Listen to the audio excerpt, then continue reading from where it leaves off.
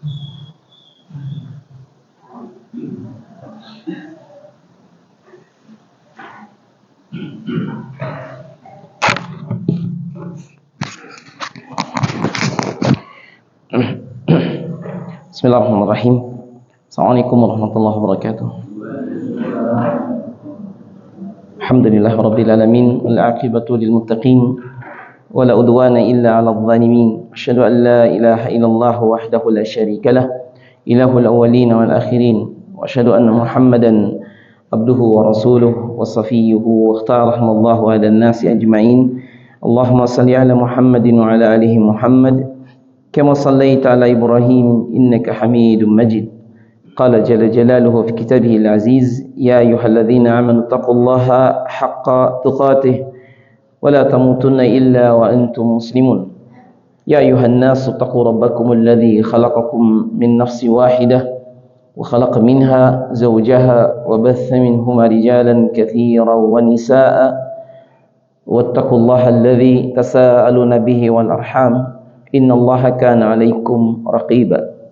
يا أيها الذين آمنوا اتقوا الله وقولوا قولا سديدا يصلح لكم أعمالكم ويغفر لكم ذنوبكم ومن يطع الله ورسوله فقد فاز فوزا عظيما. قال رسول الله صلى الله عليه وسلم: فإن أصدق الحديث كتاب الله وخير الهدي هدي محمد صلى الله عليه وسلم وشر الأمور محدثاتها فإن كل محدثات في الدين بدعة وكل بدعة ضلالة وكل ضلالة في النار وبعد. Baik, ikhwani fi din rahimani wa rahimakumullah, kita bersyukur pada Allah yang Maha Rahman yang telah memudahkan segala jalannya, dan kita diberikan kesempatan oleh Allah Ta'ala untuk menambah bekal kita menghadap hari yang berat di hari hisab. Dan Rasulullah SAW mengingatkan bahwa nikmat yang diberikan sebagaimana dalam ayat akan ditanya oleh Allah di akhirat. Bahkan para ulama mengatakan kullu ni'amin la tuqarribuhu minallahi ta'ala fahiya baliyah. Setiap nikmat yang diberikan Allah kepada kita yang tidak menambah dekatnya kita kepada Allah Ta'ala, maka dia adalah musibah. Jadi kalau kita diberi nikmat, seharusnya menambah ketaatan.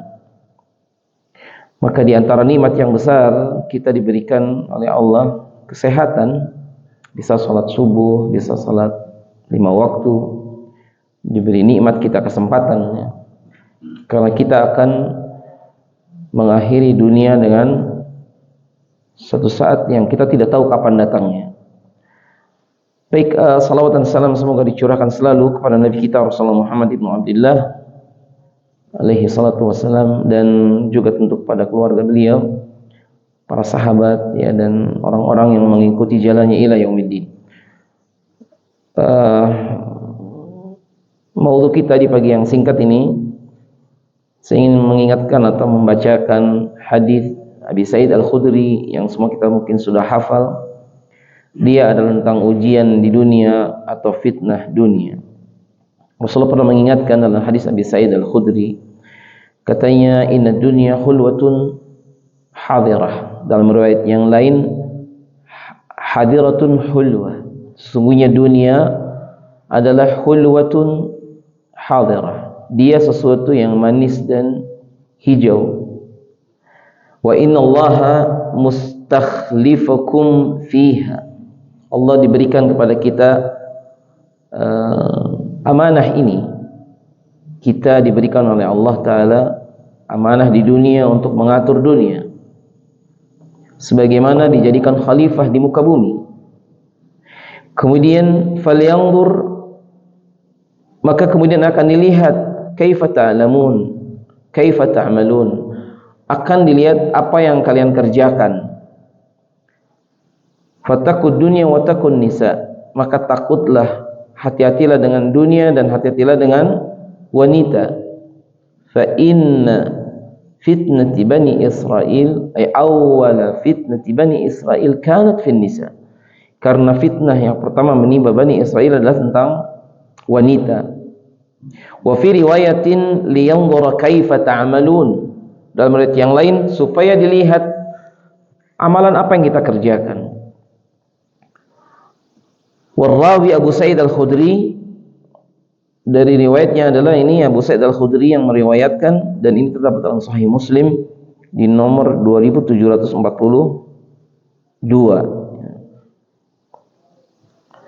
Kemudian sedikit dalam syarahnya, ja'alallahu dunya dara ikhtibarin wa ibtila.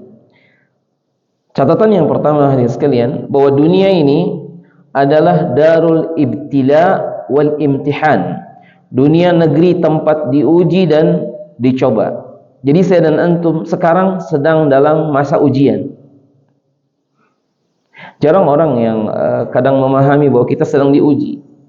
Diuji dengan kebaikan, diuji dengan keburukan. Saya dan antum dan semua kita hari ini diuji. Kata Ibnu Qayyim, hanya ada 3 masa. Yang kemarin sudah ditutup catatannya di waktu maghrib. Hari ini masih berlangsung dan nanti sore ditutup di waktu maghrib. Besok belum tentu kita masih hidup. Jadi ujian kita ini hari ini yang diberikan amanah, begitu kita bangun tidur sampai kita tidur lagi, itu semuanya adalah bagian dari ujian. Jadi harus kita sepakati dan akidah seorang mukmin bahwa dunia bukan ghayah, tujuan, tapi dia adalah darul ibtila, dia adalah darul imtihan. Makanya dalam surat Al-Mulk kita pun mengetahuinya bahwasanya memang begitulah, dijadikan fitnah, ujian. Wal aqilu man tazawwada minha lil akhirah. Seorang yang berakal, dia harus mencari bekal untuk akhirat. Idzan tsaniyan, yang kedua, kita harus ingat, kita tuh harus mencari bekal untuk akhirat. Saya dan antum mencari bekal untuk akhirat. Beberapa yang lalu jemaah haji pulang. Ada yang sudah setengah bulan, ada yang baru sepekan, ada yang di pertengahan bulan kemarin. Mereka pulang. Sepulang haji, sebagian hujjaj Indonesia mengatakan, kita sudah pulang seperti bayi yang lahir, karena Allah Ta'ala pernah berfirman dalam hadis qudsi, juga dalam beberapa riwayat yang lain, innallaha yubahi, Allah Ta'ala membanggakan ahlal arafah wa ahlal mash'ar, orang-orang yang ada di Arafah di tanggal 9 dan yang berada di Masy'aril Haram di tanggal 9 malam di Muzdalifah, al-malaikat, di hadapan malaikat Allah banggakan. Lihatlah, kata Allah, mereka dalam keadaan gubar, berdebu dan kusut. Kemudian kata Allah, madza turidun, apa yang mereka inginkan? Karena memang doa di Arafah dia mustajab, la turad, doaul Arafah la turad, tidak akan ditolak. Kemudian orang-orang yang ada di Arafah dan di Masy'ar, mereka maghfurun lahum, diampunkan dosanya, dan mereka pulang kalau mabrur seperti bayi yang baru dilahirkan. Tapi yang jadi masalah adalah sebagian orang menganggap bahwa apa yang dilakukan seperti sudah jadi jaminan, dan dianggap bahwa kita sudah tidak berdosa lagi. Sampai ada sebagian ketika baru datang, ya sesekali kita tidak usah sholat subuh lah.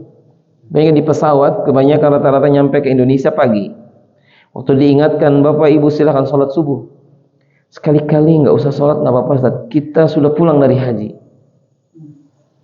Ini hujjah syaitaniyah.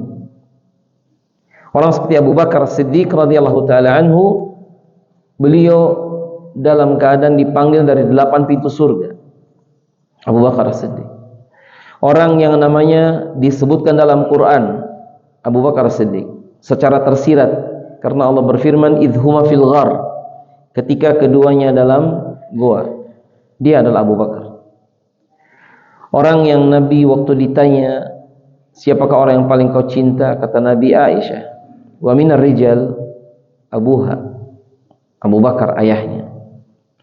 Orang yang dikubur di sebelah kuburan Nabi persis, dia adalah Abu Bakar orangnya. Kemudian kata Ibnu Taimiyah, lam yukhti fil fatwa. Abu Bakar tidak pernah salah dalam fatwa seumur hidup. Kalau Nabi ma'sum, kalau Abu Bakar dalam fatwa tidak pernah salah. Kemudian Abu Bakar juga memiliki maziyah, bukan hanya khasais. Intinya cukuplah kalau kita lihat 10 orang yang dijamin masuk surga, orang pertamanya dari kalangan minar rijalil ahrar, laki-laki yang merdeka adalah Abu Bakar. Dan dia menjadi sebab 6 orang yang dijamin masuk surga dari 10 tadi masuk Islamnya gara-gara Abu Bakar. Sampai Nabi ketika di atas Uhud dan Uhud bergoncang, terjadi gempa kecil, faqala sallallahu uthbut Uhud fa inna ma'alaikum nabiyyun was-siddiq wa syahidan. Diamlah kamu wahai Uhud, di atasmu ada nabi dan ada as-siddiq, dan ada 2 orang yang syahid. As-siddiq ini nama dari Allah langsung. Abu Bakar As-Siddiq nama dari Allah, lalu diberikan kepada Jibril, dikasihkan kepada Nabi dan ditahukan kepada Abu Bakar. Abu Bakar As-Siddiq dia mengatakan ketika dengan Hamdalah, "Idza jalasna ma'akum ya Rasulullah ka'anna al-jannata wa nara amamana." Kalau kami duduk dengan engkau seperti surga neraka di depan kami. Wa idza raja'na, bila kami pulang ke rumah kami, nusina, kami dilupakan. Jadi Bapak dan Ibu sekalian dirahmati Allah, kita dengan Abu Bakar tidak ada apa-apanya. Abu Bakar saja orang yang Masya Allah dia membekali dirinya dengan ketakwaan dan dia menjadi orang terbaik. Sampai kata Nabi, kalau ditimbang iman Abu Bakar dengan iman seluruh manusia, iman Abu Bakar lebih berat. Itu pun beliau menganggap dirinya telah nifaq sebagaimana Hamdalah, karena kalau bersama Nabi seolah surga dan neraka di depannya, tapi kalau pulang dia dalam keadaan lupa. Abu Bakar kalau sedekah, saya pernah coba menghitung ketika Nabi bertanya apakah ada yang tersisa, kata Abu Bakar, Allah wa Rasul, Allah dan Rasul yang ada semuanya disedekahkan. Sekali sedekah sekitar 4,5 miliar karena yang dikeluarkan uang dinar. Dalam keadaan Abu Bakar Siddiq menganggap bahwa dia belum punya bekal yang cukup.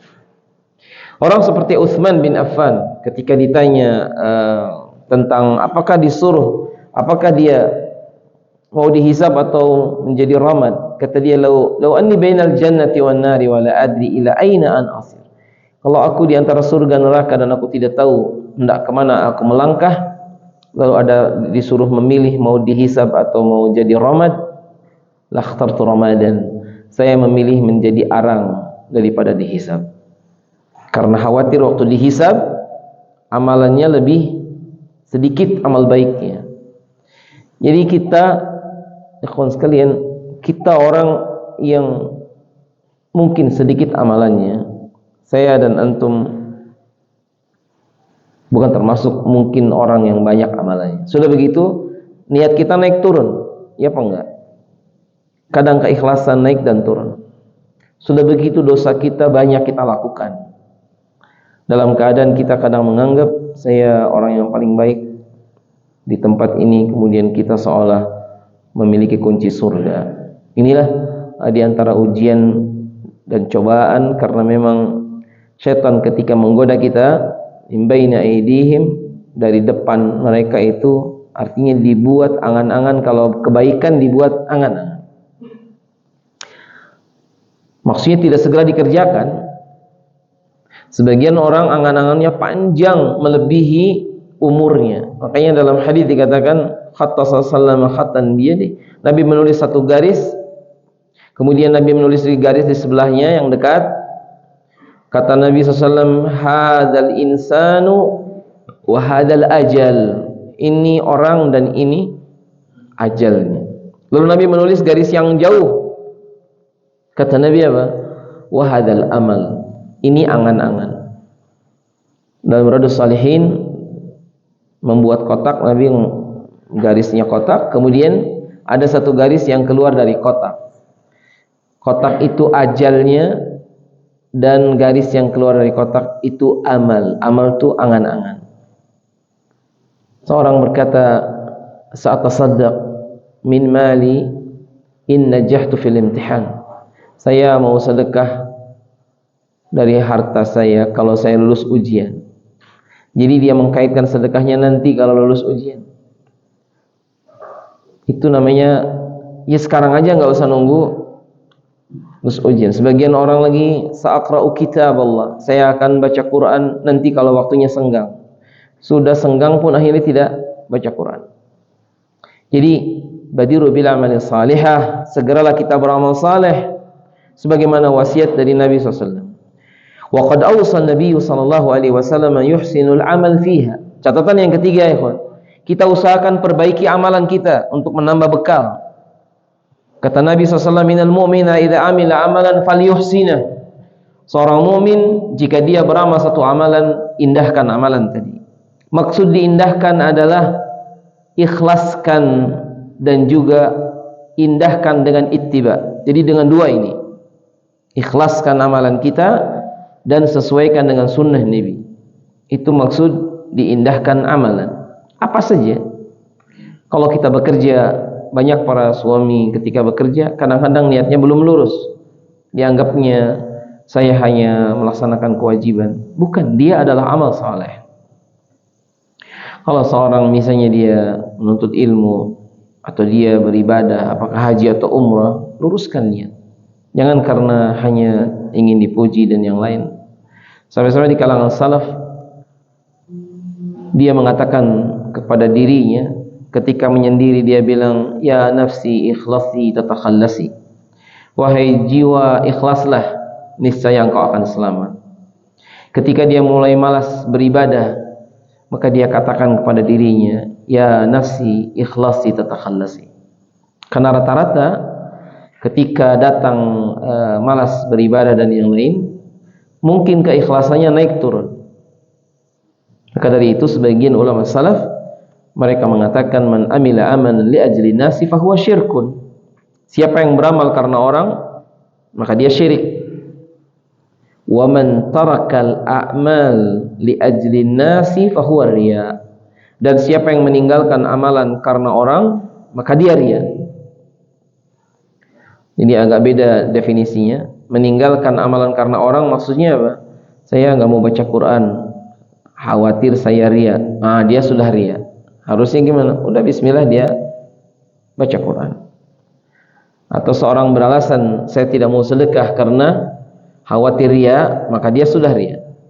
Tetapi kalau amalannya karena orang, itu masuk kategori syirik. Misalnya seseorang dia beramal lalu karena ingin dipuji orang, dia lakukan, diindahkan, maka ini jatuh kepada syirik. Oleh karena itu, ikhwan, di dunia ini jangan pernah mencari ridho orang. Mau baik atau mau jelek ucapan orang, kalau kita ini di atas kebaikan, bismillah jalan. Dan jangan gampang atau suka dipuji. Sebagaimana seseorang jangan pernah berusaha untuk juga meminta pujian.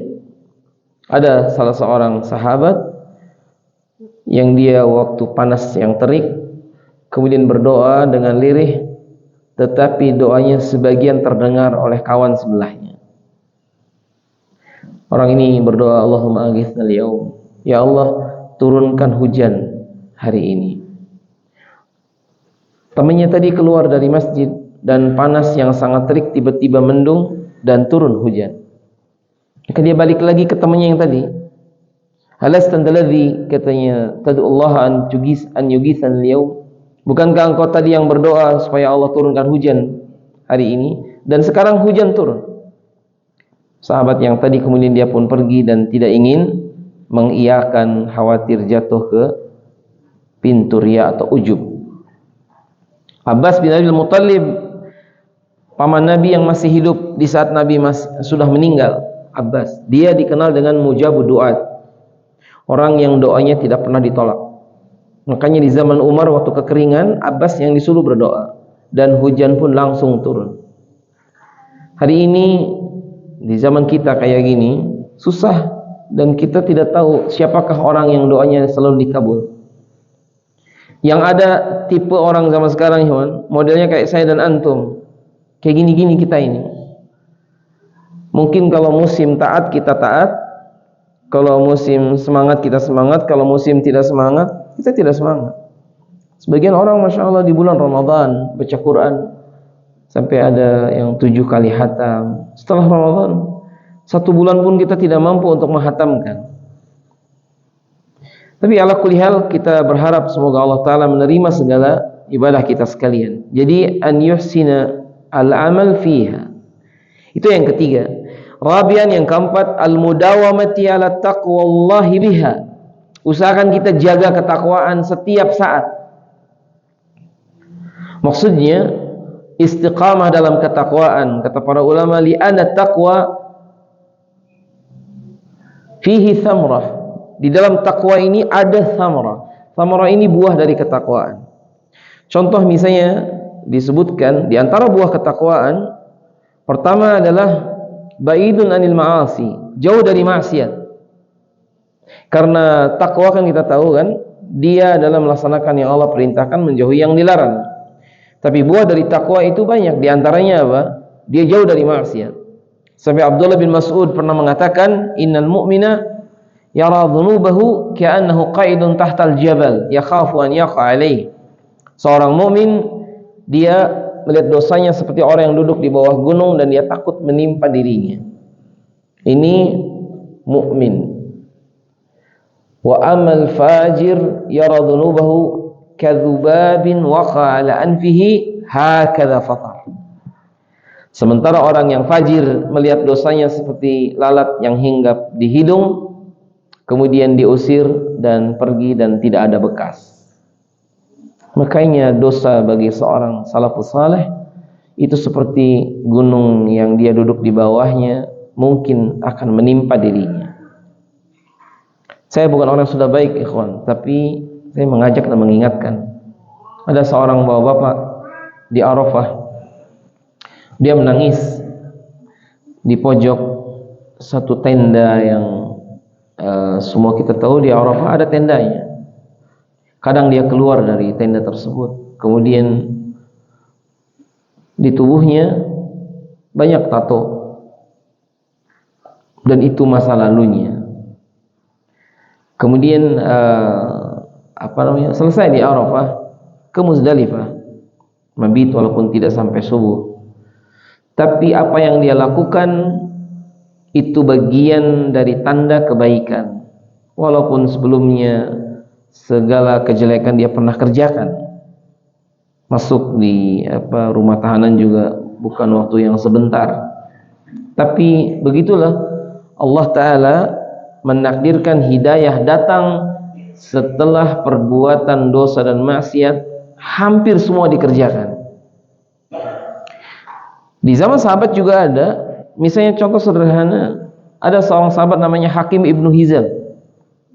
Walaupun saya belum mengetahui Hakim ini sebelumnya apa yang dia lakukan, tapi yang pasti dia baru masuk Islam di usia 60 tahun.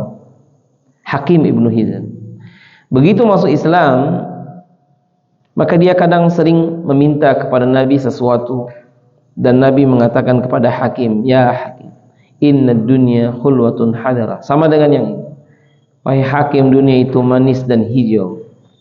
Intinya Hakim sejak itu tidak lagi pernah meminta kepada Nabi. Cuman dia berdoa kepada Allah Ta'ala, minimal umur dia itu dia ingin dipanjangkan supaya umur kekafirannya minimal sama dengan umur keislaman dia. Dia masuk Islam umur 60 tahun. Jadi mungkin saya membayangkan kita yang belum 60, di zaman dia hidup dia masih kafir. Di usia 60 dia masuk Islam. Maka doanya tadi, panjangkan umur saya ya minimal sama dengan kekafiran umur kekafir. Dan Allah takdirkan Hakim Ibnu Hizam meninggal di usia 120 tahun. Jadi sama. 60 tahun kafir, 60 tahun muslim. Dan di kalangan sahabat banyak yang usianya panjang, walaupun yang pendek juga banyak. Di antara yang panjang usianya Anas bin Malik, dia hidup 3 zaman. Zaman Nabi SAW, zaman sahabat, dan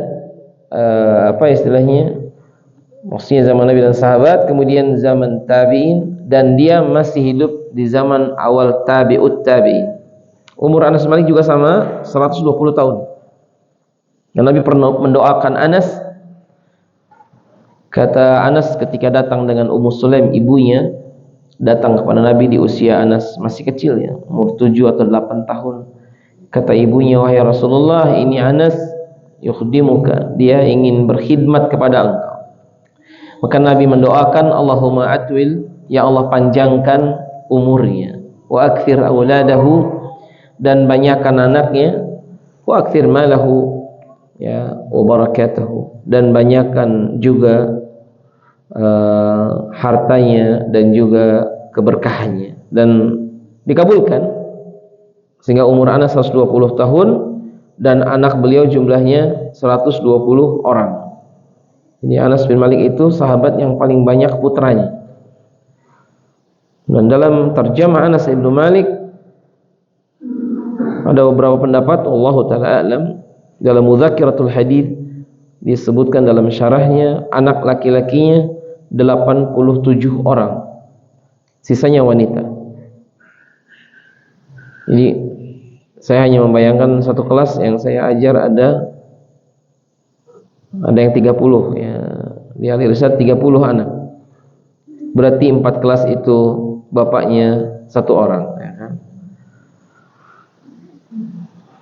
Ala kulli hal, ini sahabat, dan kita ikhwan sekalian nggak tahu umurnya berapa. Dan ini poin kelima yang ingin saya mengingatkan antum dan saya, bahwa setiap kita akan meninggalkan dunia. Sebelum kesini, saya menguburkan satu jenazah yang Allah takdirkan meninggal. Dia kawan lama, dari sejak muda kita berkawan, dan dia meninggal. Tidak pernah disangka bahwa dia akan mendahului. Maka jelas Ramadan tahun depan dia tidak akan ketemu dengan Ramadan.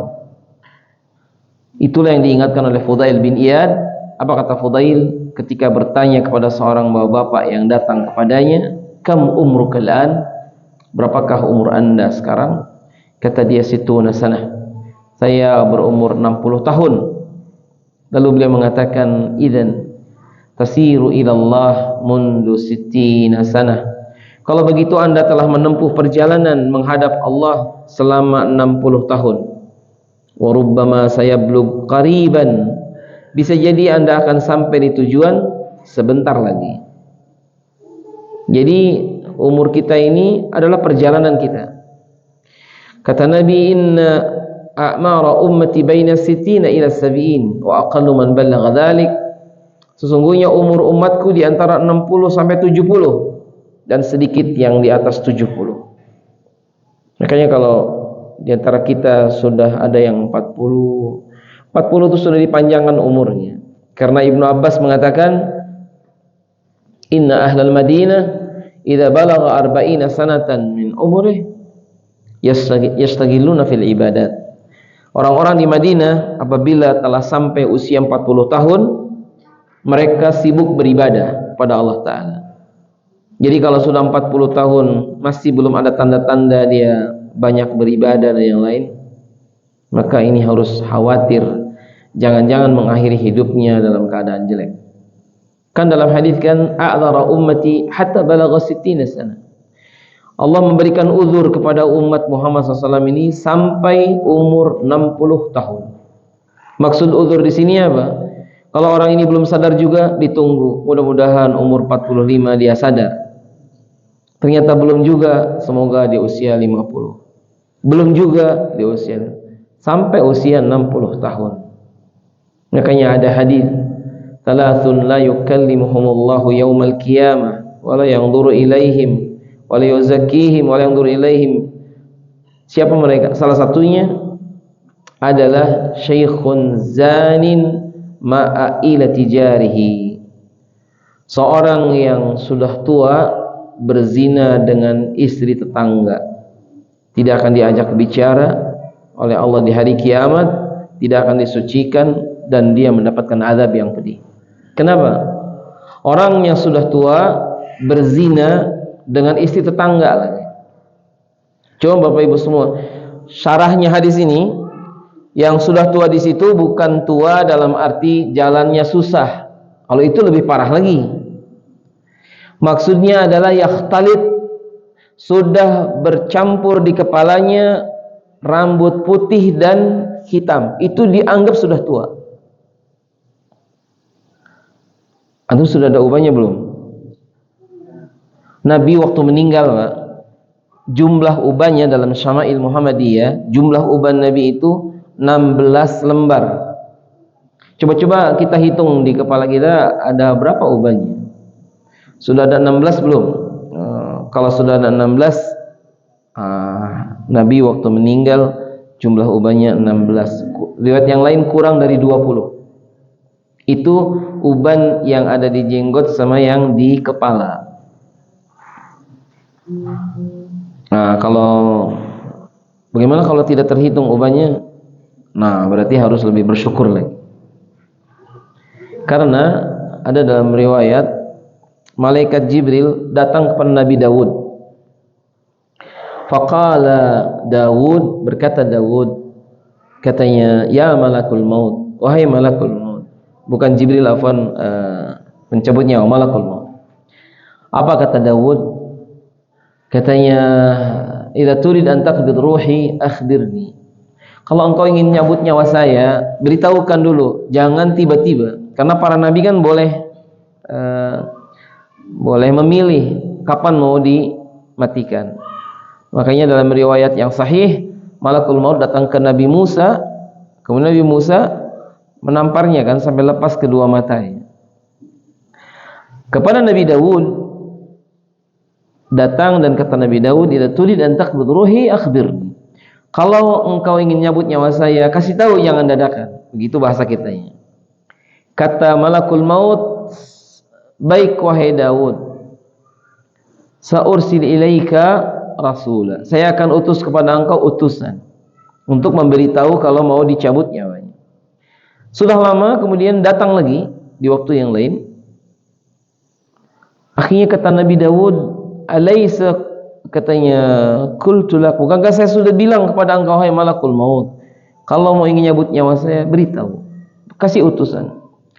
Faqala malakul maut, ya, berkata malakul maut, qad fa'altu ya Daud, saya sudah lakukan, saya sudah utus kepada engkau peringatan. Apa itu kata Nabi Daud? Nah, asyai fi ra'sika, yang pertama adalah uban di kepala, itu utusan malakul maut. Jadi kalau ada yang sudah dikasih uban, itu artinya disuruh siap-siap, mungkin tidak lama lagi akan didatangi malakul maut. Yang kedua, qad da'ufa jasaduka, badanmu yang semakin lemah, itu utusan aku yang kedua. Kalau dulu naik tangga bisa kuat, ya 5 lantai tangga manual oke saja, sekarang sudah mulai berpikir ulang, berarti sudah mulai berkurang kekuatan kita, harus bersiap-siap ketemu dengan malakul maut. Yang ketiga, kulit yang sudah mulai keriput, itu peringatan dari malakul maut. Kata Ibrahim bin Adam, kalau kita bercermin, tolonglah diingat bahwa yang di depan cermin itu adalah sebuah ruh yang ditutup dengan jasad. Ya, jasad maksudnya ada kulit, ada tulang, yang nanti akan dimakan tanah. Kemudian apa? Setiap kita akan kembali kepada Allah Rabbul Alamin. Jadi intinya hadirin sekalian, kita harus ingat di poin yang kelima ini bahwa kita akan tinggalkan dunia. Makanya Rasulullah ketika menutup kedua mata, ya, salah seorang sahabat, ya, namanya Utsman bin Maz'un, Nabi menutup kedua mata Utsman bin Maz'un. Sebagaimana juga Nabi menutup kedua mata Abu Salamah. Abu Salamah meninggal sebagai syahid, dan Nabi menutup kedua matanya Abu Salamah. Lalu Nabi SAW mengatakan, inna ruha idza qubidha tabi'ahu al-basar fagmidu ainaihi idza mat. Sesungguhnya ruh apabila dicabut diikuti pandangan kedua mata, maka tutuplah kedua mata orang yang sudah wafat. Dan ini sunnah. Atau saya kalau melihat seseorang yang sudah wafat, matanya masih terbuka, tutuplah kedua matanya. Kata Syekh Ibnu Utsaimin, berarti kita itu akan ada satu kedipan yang terakhir kita lakukan, dan setelah itu tidak lagi bisa berkedip. Jadi saya dan antum pagi ini masih berkedip, itu tandanya kita masih hidup di dunia. Tapi ingat, satu saat akan ada kedipan yang terakhir. Kemudian kedipan itu, setiap kedipan dia akan mengurangi jatah kedipan. Begitu ya Pak ya. Hidup kita ini sudah ditetapkan Allah berapa jumlah kedipannya. Maka kalau kita makin sering berkedip, makin cepat mengurangi jatah kedipannya. Tapi maksudnya bukan itu kesimpulannya. Artinya tiap kedipan ini akan mengurangi jatah kedipan. Walaupun kita perlambat kedipannya, tetap aja kan kematiannya tadi. Sebagaimana Fudail bin Iyad mengingatkan, walaupun kita tidur, sesungguhnya kita berjalan. Makanya kata Ibnu Abbas, kalau umur kita tuh 60, tapi kalau tidurnya sehari 8 jam model kayak orang Indonesia, berarti satu hari itu kan sepertiga hari, benar nggak? Kalau umurnya 60 tahun, berarti tidur dia selama 20 tahun. Kalau umurnya 60 dikurangi lagi dengan baliknya dia 15 tahun, jadi hakikat kita hidup cuma 25 tahun. Betul tidak? Dikurangi tidur sama dikurangi balik. Tidakkah bisa saya dan antum sabar menghadapi ujian dunia selama 25 tahun, taat kepada Allah, untuk mengganti di akhirat yang waktunya nggak ada batasnya? Di dunia heran, cuma 25 tahun kalau dia normal hidupnya, lalu dia pun tidak sabar, dikasih kemiskinan nggak sabar, akhirnya dia berbuat maksiat. Atau sebagian orang dikasih kekayaan tidak sabar, dia pun berbuat maksiat dengan uangnya. Ini masalahnya. Jadi oleh karena itu, kembali ke yang tadi, poin yang kelima, saya ingin mengingatkan bahwa kita akan meninggalkan dunia dengan kedipan yang terakhir. Makanya ada faedah dari Syekh Utsaimin, beliau menambahkan, di antara amalan kita itu ada 3 jenis. Ada amalan yang jelas ada doanya, dan itu kita kerjakan sesuai tuntunan Nabi. Yang kedua, tadi ada 2 jenis. Yang kedua adalah amalan yang tidak ada doanya. Contohnya berkedip. Berkedip itu amalan yang tidak ada doanya. Antum cari di buku-buku doa, tuntunan di Sahih Muslim dan yang lain, berkedip itu tidak ada doanya. Terus bagaimana? Kalau amalan yang tidak ada doanya, maka dia dihitung ke niat yang di awal. Contoh, pagi ini kita ngaji. Sudah berapa kali kedipan dari tadi? Tidak tahu kan? Maka setiap kedipan di pengajian ini kita dapat pahala tiap kedipannya. Sekarang kalau berkedipnya lagi maksiat, setiap kedipan di saat maksiat dia dapat dosanya. Yang saya belum tahu, wallahu a'lam, orang hari ini dia berkedip di depan TV lagi lihat sinetron, itu kira-kira tiap kedipannya berpahala atau enggak ada pahalanya? Ini yang wallahu a'lam. Mungkin tergantung yang dilihat, dan juga tadi, karena ada amalan yang memang asalnya mubah, tapi tergantung niatnya. Ini poin yang ketiga. Misal seorang nuzhah jalan-jalan, kalau ternyata dia menyenangkan keluarganya, jadi pahala. Sebagaimana juga tidur dan seterusnya. Ya, jadi ini poin yang kelima. Kemudian yang keenam, hadirin sekalian, yang keenam, fi hadzal hadits yaqulu Nabi sallallahu alaihi wasallam, inna dunya hulwatun khadirah. Yang keenam, kita harus ingat bahwa dunia ini sesuatu yang manis dan dia sesuatu yang hijau. Hulwatun fil madhab, dia manis kalau dirasakan, wa khadratun fil mar'a, khadratun hijau ketika dipandang. Sama kayak di suasana di sinilah, di Batu ini kan ada orang Arab yang begitu datang ke sini, apa dia bilang, jannatun fil ard, surga dunia. Antum yang tinggal di sini tuh merasa tidak bahwa tinggal di tempat yang sangat indah, yang mirip dengan surga dunia. Saya pernah datang ke rumah satu orang di Makkah karena diundang. Rumah itu di perbatasan tanah haram. Sebagian rumahnya masuk tanah halal, sebagian rumahnya masuk tanah haram. Dan ini jarang-jarang kayak gini. Cuman kalau boleh saya menganjurkan, kalau ada di antara antum yang ada uang, belilah rumah di tanah haram. Gak apa-apa, walaupun 1 meter persegi, buat rumah di situ. Kenapa? Karena ibadah di situ berlipat 100.000 kali lipat. Menghirup udara tanah haram beda dengan udara tanah halal. Jadi seindah-indahnya tanah halal tidaklah lebih baik dari tanah haram. Lebih lagi sekiranya kita ini bisa memanfaatkan untuk mendapatkan pahala dari Allah Rabbul Alamin. Jadi secara umum kita bersyukur kepada Allah Ta'ala bahwa apa yang kita diberikan itu nikmat yang banyak. Apalagi kayak di sini ya, coba antum orang sini kayaknya walaupun nggak punya uang akan bahagia, betul tidak? Udaranya adem, lingkungannya hijau, pemandangannya indah, kemudian tidak banyak polusi, banyak lagi lah. Intinya khulwah ini manis, khadirah hijau. Disebutkan dalam syarah ini adalah khadratun fil mar'a, hijau ketika dipandang. Dan ini fitrah, semua orang menyenanginya. Makanya surga disebut dengan jannah, artinya bustan atau juga kebun.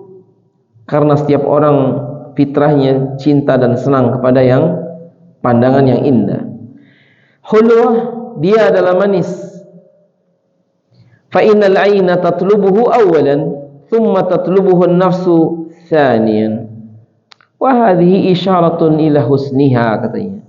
Jadi poin yang keenam yang ingin kami ingatkan, dunia begitu manis sehingga sebagian orang lupa dengan dunia dan dia lupa dengan akhirat karena tergoda dengan dunia. Kata Nabi kepada Salman, ya Salman, zadikum fid dunya kazadi rakib. Wahai Salman, jadilah di dunia seorang pengembara. Dalam riwayat yang lain, au abira sabilin, atau seperti orang yang sedang nyebrang lah, bahasa mudahnya gitu. Orang nyebrang jalan, tidak ada yang ingin berlama-lama di tengah-tengah, nanti ketabrak. Begitulah dunia. Hari ini kita masih hidup tahun 2050, saya yakin saya dan antum sudah ada yang meninggal. Kalau ada obrolan di antara anak-anak kita tahun 2100 kita masih hidup nggak kira-kira? Mereka akan cerita mungkin dulu di masjid ini orang tua kita ada ngaji, ada sholat. Sebagaimana kita hari ini kumpul di sini, dulu orang tua kita yang mungkin lahir tahun 1900-an, dulu mereka sholat mungkin di sini, atau kalau ini belum ada yang jelas lalu lalang di sini. Kalau antum dan saya tawaf, dulu para sahabat tawaf di situ. Mungkin kaki mereka injakannya kita juga injak di situ, terutama dekat Hajar Aswad. Begitulah sifat dunia, dan satu saat kita akan meninggalkannya satu persatu, dan semoga Allah mengumpulkan kelak kita di surganya. Kemudian sabian yang ketujuh disebutkan bahwasanya Allah Subhanahu wa taala menakdirkan dunia seperti itu, tapi dunia adalah darul ibtila. Yang ketujuh, dunia tempat kita diuji dan dicoba. Sebagaimana halnya poin yang ketujuh ini, semua kita akan dihisab, itu intinya. Allah akan menghisab apa yang kita kerjakan di dunia dan nanti dihisab di akhirat. Tsamaniyah, yang kedelapan, bahwa dunia ini negeri tempat kita cuma singgah sebentar. Sebagaimana alam kubur, dia awal dari akhirat itu dimulai dari alam kubur. Makanya Utsman bin Affan, beliau menangis waktu ziarah ke kuburan. Sahabat bertanya, "Limadza tabki?" Kenapa engkau menangis? Kata dia, "Annal qabra awwalu manazil min manazilil akhirah." Alam kubur itu awal pertama manzilah di akhirat. Kalau di situ baik, setelahnya akan baik. Kalau di situ disiksa, maka setelahnya akan lebih berat. Maka poin yang ke-9, saya ingin mengajak semuanya, tidak ada pilihan nih, jalan keselamatan. Kalau kita ingin bahagia di akhirat, jadikan dunia sebagai pintu awalnya. Doa yang saya dan antum panjatkan seperti doa di antara Hajar Aswad dan Rukun Yamani, doa sapu jagat orang Indonesia bilang, Rabbana atina fid dunya hasanah wa fil akhirati hasanah wa qina adzabannar. Dan ini menjadi satu paduan, kita minta kepada Allah hasanah di dunia dan hasanah di akhirat. Dan yang ke-10, ada hadis yang sahih, kata Nabi, innamal a'malu bil khawatim, sesungguhnya amalan bergantung di akhir. Jadi saya dan antum nih belum jelas nasibnya. Semoga Allah merahmati. Ada jamaah haji kemarin yang meninggal. Tahun sebelumnya malah sempat saya menguburkan juga. Sebelumnya juga ada satu orang yang meninggal setelah hajian, walaupun belum tawaf wada. Dan orang ini Masya Allah ya. Yang satu lagi, ada yang meninggal di lantai 3 Masjidil Haram sedang baca Quran di bulan Ramadan ya. Satu lagi ada yang meninggal ketika salat. Dan mereka yang sudah diwafatkan seperti ini, kita berharap pada Allah semoga termasuk yang husnul khatimah. Tapi masalahnya adalah sekarang urusannya saya dan antum. Kita ini belum jelas semuanya. Makanya kita berlomba dalam kebaikan. Siapa tahu masih ada waktu yang Allah berikan untuk kita.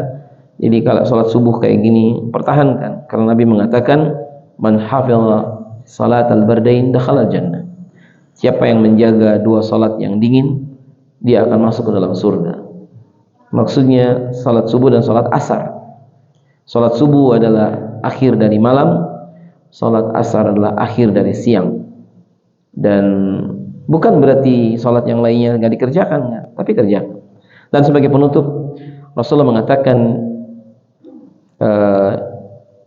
idza aradallahu bi 'abdihi khaira ista'malahu.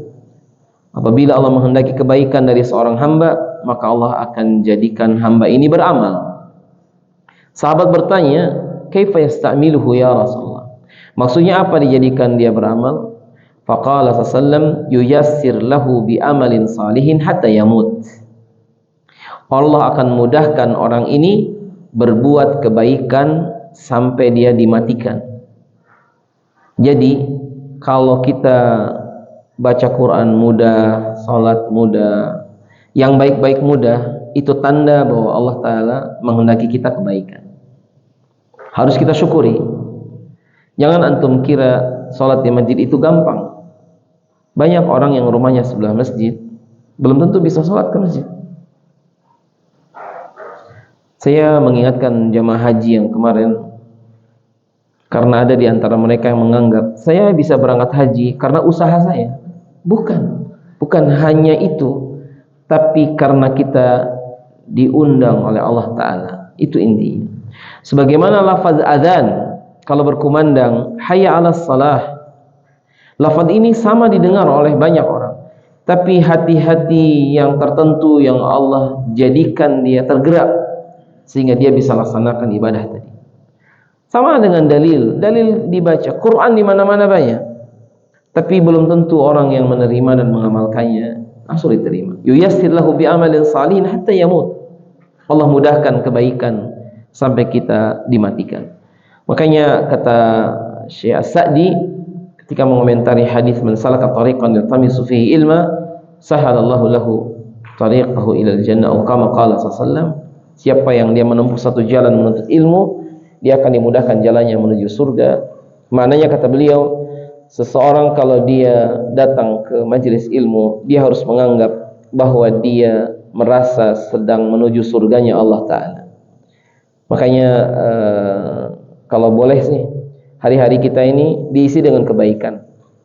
Sejak kita bangun tidur sampai tidur lagi, isinya amal soleh semua. Jangan ada amal yang buruknya. Dan kita berharap masa depan kita di akhirat, kita akan dapatkan dengan masa depan yang lebih baik. Dan ini harapan kita sekalian. Dan saya mengingatkan yang terakhir dan mengajak, istiqomah itu berat Bapak Ibu sekalian, tapi kita harus tempuh. Jadi innallaha Allah Ta'ala itu yuhibbul a'mal adwamuha wa in qalla. Cinta satu amalan yang rutin walaupun sedikit. Dan setiap kita, apalagi rata-rata sudah berkeluarga, apalagi yang sudah tua ya, kita tuh ada kesempatan kita kerjakan. Hatta seorang duduk, dia berdiam sambil dia berzikir, karena hidup kita isinya cuma itu. Usahakan kebaikan. Dan tadi saya lupa, di antara buah takwa itu ada 3 salah satunya. Pertama, dia berusaha menjauhi maksiat walaupun dosa kecil. Yang kedua, kita berusaha untuk menjaga perut dari yang haram. Kalau perut dijaga dari yang haram, makanan yang haram, termasuk juga amal perbuatan kita jauhi dari yang haram. Dan yang ketiga adalah kita berusaha untuk mentarbiyah diri kita dan keluarga, menjaga dari api neraka, supaya apa? Ditarbiyah dengan tarbiyah yang baik. Maka dari itu paksakan. Kadang-kadang kita perlu paksakan. Agak malas-malas sedikit, paksakan supaya kita bisa menjadi baik. Nasallallahu ta'ala an yanfa'ana bima sami'na. Mudah-mudahan Allah Ta'ala memberikan manfaat dari apa yang kita dengar. Dan saya mohon maaf kalau ada hal yang kurang berkenan. Nasallallahu ta'ala taufiq wassadad wa naqtafi bihada. Sallallahu ala nabiyina Muhammad wa ala alihi wa sahbihi ajma'in. Wa akhiru da'wana alhamdulillahi rabbil alamin. Wassalamualaikum warahmatullahi wabarakatuh.